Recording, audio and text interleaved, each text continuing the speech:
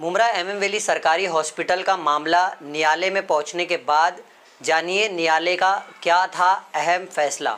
Mumbai TV, हर खबर सच के साथ। मैं हूं अफजल शेख और आप देख रहे हैं Mumbai TV. Mumbra MM valley में जो सरकारी हॉस्पिटल है, जिसे हमने बुर्ज खलीफा टाइटल दिया था, इसी अस्पताल को लेकर ये पूरा जो भ्रष्टाचार हुआ था, इसमें कोर्ट में लड़ने वाले एडवोकेट अबू जैद जावेद इराकी जी, उन्होंने क्या कहा है कि 8 नवंबर को जो रिपोर्ट कोर्ट ने सबमिट करने को कहा था, अब ये रिपोर्ट का फैसला 29 नवंबर को क्या होगा और किस तरीके से ये मामले को लेकर के आगे लोगों के सवाल थे कि हॉस्पिटल प्राइवेट होगा या नहीं, या अस्पताल की जो फैसिलिटीज़ है उसको लेकर के क्या कोर्ट ने कहा है, सुनिए। मेरा नाम एडवोकेट अबूजैद जावेद इराकी है। 27 सितंबर को कोर्ट का आदेश था, जिसमें कोर्ट ने 3 कमेटी मेंबर को गठित किया था, जिसमें एक जेजे हॉस्पिटल के नॉमिनेटेड डीन के डॉक्टर थे, एक एग्जीक्यूटिव इंजीनियर थे सिविल महाराष्ट्र शासन के, और एक एडवोकेट मिनास ककलिया थे।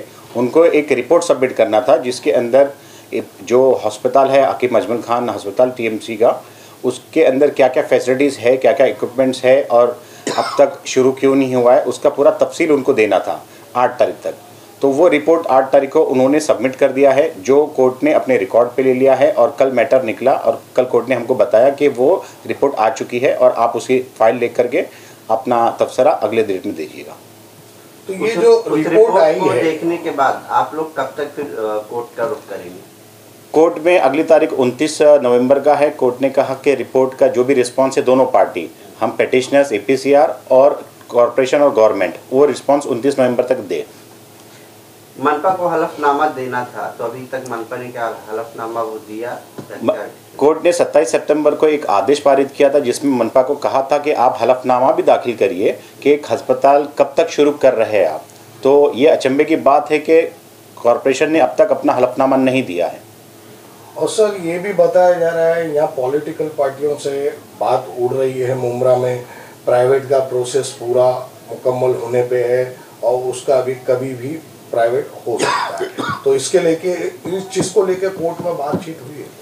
कोर्ट में हमारे senior council Yusuf Muchhala sir ने इस बात को पेश किया, तो कोर्ट ने उनसे बात परस की कि आपने क्या प्राइवेटाइजेशन कर दिए हैं, तो उन्होंने बोला कि हमने सिर्फ टेंडर फ्लोट किया है। तो कोर्ट ने उनको आदेश पारित किया ओरली कि आप अगले तारीख तक कोई वर्क ऑर्डर इशू ना करें, और उनके जो सीनियर काउंसिल थे, उन्होंने कॉरपोरेशन के जो ऑफिसर थे उस वक्त, उनको कहा कि आप कोई वर्क ऑर्डर इशू ना करिए। तो इसका ये मतलब हुआ कि अगली तारीख तक कोई वर्क ऑर्डर इशू नहीं होगा, तो प्राइवेटाइजेशन का फिलहाल एक तरह से रोक है।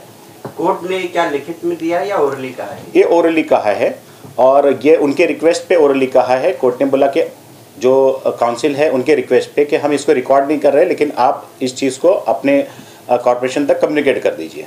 और उसके बाद भी हो जाता है, जैसे ये ओरली है, रिकॉर्ड पे नहीं है, तो फिर कोर्ट का कदम क्या होगा? अगर उसके बाद अगर होता है तो हम उस चीज़ को कोर्ट के नज़र के सामने लाएंगे, तो फिर कोर्ट को जो आदेश पारित करना रहेगा वो करेगी। कोर्ट के अंदर हमारे काउंसिल ने जज साहब के सामने ये भी कहा कि मुमरा कौसा की जो आबादी है उसमें अक्सरियत LIG लोअर इनकम ग्रुप और मिड इनकम ग्रुप का है, तो कॉरपोरेशन भी ये वाजे करे कि भाई ये अस्पताल जब बनेगा तो ये आम पब्लिक के लिए कैसे फ़ायदेमंद साबित होगा। ये ध्यान में रखना पड़ेगा, ये ध्यान में रखना बहुत ज़रूरी है। तो ये हमारी लड़ाई यही है कि ये जो अस्पताल बने वो आम पब्लिक के लिए फ़ायदा रहे, ऐसा ना हो कि किसी ख़ास के लिए सिर्फ रहे और आम पब्लिक उसमें हाथ मलती रहे।